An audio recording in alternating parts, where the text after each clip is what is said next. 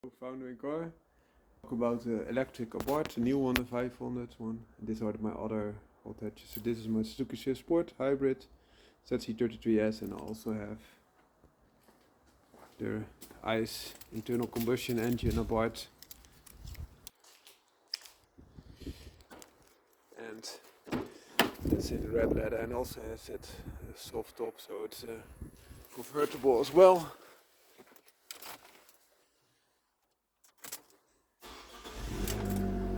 Record Monza exhaust. So it gives you a little bit of background how I am, how to say this, car enthusiast.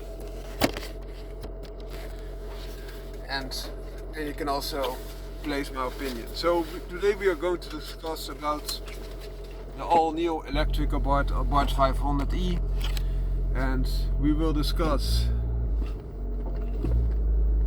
the following topics. So, is the real Abarth what makes it a real Abarth? We will also discuss how it compares with the gasoline powered Abarth, and we will discuss also usability, so the costs that are involved, but also the experience and cost of ownership, but also how you could use this and where it is stronger and weaker than the internal combustion engines or the gasoline powered Abarths. So for reference, this is Abarth 595C Turismo, 160 horsepower standard, now has stage 1, 173 horsepower and 310 newton meters of torque. And the exhaust is the Record Monza, which is also one of the exhausts that Abarth installs normally on the Competizione, but this is now on the Turismo. So back to the Abarth 500e. Now first the specs. You get 155 horsepower, 235 newton meters of torque. So in horsepower this is, I think the regular Fiat 500e is about 180 horsepower, so you get 30-ish horsepower more, and you also get 50 newton meters of torque more, so that's not that much.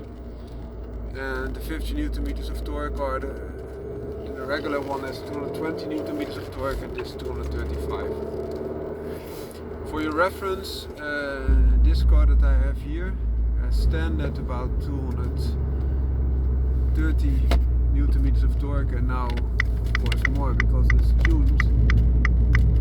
Stage 1 310 newton meters of torque, but electric torque feels different, and that's also a thing we want to discuss, how this sits compared to the internal combustion engine Abarth. Electric torque is directly, and this has to build up to a certain rev range. But that being said, I have the EIE turbocharger. There are also Garrett turbochargers. The benefit of the Garrett is that it's stronger at top end. So for example, for the Competizione or the Biposto, they will go for the Garrett. The benefit of the EIE is that it spools up quicker. It has less top end, but a stronger bottom end and mid range. So this is more like an electric version, the EIE turbo, and the Garrett is more of a top peak version. Then we also need to discuss about weight. So we don't know the weight yet of the new Abarth, but it will be at least as heavy as Fiat 500 with the biggest battery capacity. And how do I know that? Because it has the same battery capacity, so that's oftentimes the most influencing factor on the weight. So for example, the Fiat 500e with small battery capacity is light, of course, and it also has an engine, they say, that is bigger or stronger, so normally that would also add a little bit of weight. And also they have bigger brakes and oftentimes also stiffer suspension, which also add weight. And I can imagine that they also add things like an anti-roll bar in addition. Will all increase the weight a little bit. let alone if you would also add a little bit of additional luxury. So that's something to consider. I think that Fiat 500e with the biggest battery capacity is 30 kilograms, so it's roughly 300% heavier than the Abarth that I'm driving here, and this is the Abarth with the roof that can come down, of course, which is different than the version with a solid roof. So the Fiat 500e with a convertible roof weighs more than that with a hard top. So that's something to consider. Also with the internal combustion engine it adds a little bit, but very little still, because if you normally compare this with a convertible, you need to have additional stiffness to cope with lots of stiffness of the roof. But with the Abarth, being a Fiat, you still have these pillars in place and you can only open the soft roof. So that's something to take into consideration as well. And yeah, that being said, so 30% additional weight will make it far less agile, of course. But there are some benefits also from the electric drivetrain. Instantaneous torque will be one, and the other one would be that you have the center of gravity extremely low. And why is that? Because the batteries are sitting in the bottom, so that adds stability, of course. And another thing to consider is that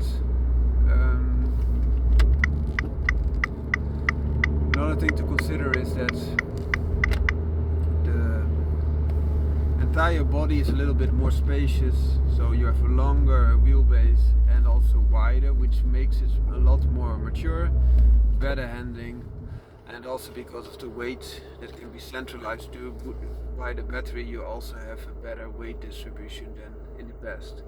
So all these will favor a more mature driving experience, but it will also be a little bit of a drawback. And why is that? Because in my opinion, an Abarth is not a mature car. It's immature. It's contra everything, and it is just there for pleasure. So it's not there for being the end luxury, comfort, or all the other stuff, but it will be extremely good at delivering experiences. And that's the core strength. And by making it more mature, I don't think you will add to that. Then the thing that you are hearing now a little bit more, that's noise. Abarth is in its history already a car manufacturer who is very active in making very nice sounding exhaust systems, and that's also performance orientated, so that should be taken into consideration as well. You will lose a lot of the sound. They will have a rock sound or an electronic sound, and you can even have an internal combustion engine sound generator, but that will be an extra cost that you have to pay. So yeah, it could be working, could very well also be an additional cost. And that brings us also to the price. The price will be 40,000 euros, which is extremely high. So the Fiat 500e is already expensive, but this is even more expensive. And even 4,000 euros more expensive than the Mini Cooper S electric. And the Mini Cooper is a little bit bigger car. That being said, it has a smaller battery, so you get better range with